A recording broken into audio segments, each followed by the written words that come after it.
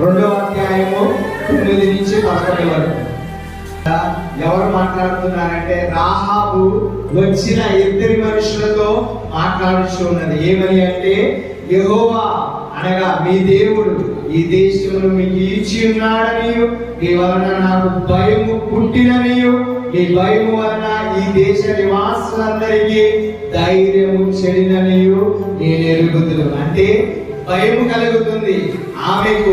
ఆమె దేశంలో ఉన్న ప్రజలందరికీ కూడా గుండె చెదిరిపోతుంది. ఎందుకని అంటే ముందుగా వస్తున్న సైన్యం ఎవరిది అంటే యుద్ధం యెహోవా కలిగిన సైన్యం వస్తూ ఉన్నదండి.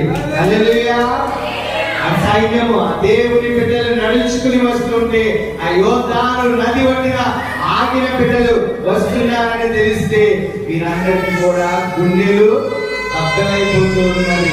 చావు దగ్గర పడుతుంది అని చెప్పేసి ధైర్యము చెడిన వారిగా వారందరూ కూడా ఉండి ఉన్నారు. వీరు ఆమె ఏమి చెబుతుందంటే వినవే చెబుతుంది. ఆమె అయితే చూడలేదు కానీ ఆమె ఏమి చేస్తుందంటే వినినది మాత్రమే చెప్తుంది.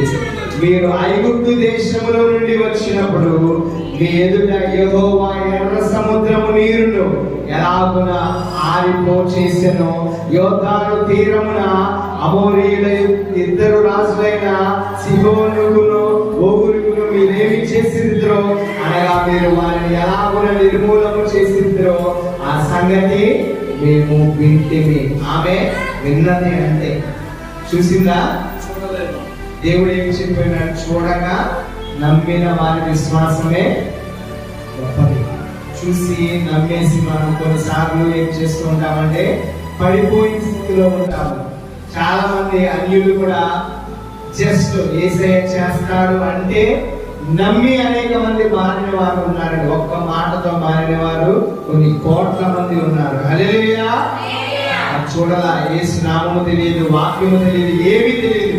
ఒకటే యేసయ్య చేస్తాడంట నీకు తెలుసా అంటే నమ్మి అనేక మంది మారిన వారు ఉన్నారండి. హల్లెలూయా. ఆ జాబితాలో మన రాహాబు కూడా చేరిపోయి ఉన్నది. హల్లెలూయా. రాహాబు ఏమి చేస్తున్నదంటే నేను వినిన వాటిని విశ్వసిస్తున్నాను అని చెప్పేసి వారితో చెబుతూ ఉన్నదండి. ఈ దేవుడు ఎంత గొప్పవాడు! ఎర్ర సముద్రం నుంచి ఇచ్చాడు. రాజుల సైన్యం వస్తే వారిని పెకాపల్లం చేసేసి పడగొట్టేసి చంపేసినట్టుగా నేను చూస్తున్నాను. మీ ముందు ఎవరు నిలవలేరు అని చెప్పినప్పుడు ఆమె చెబుతున్న మాటలకు వారిద్దరు కూడా మా గురించి బాగానే విన్నాము అని వారు కూడా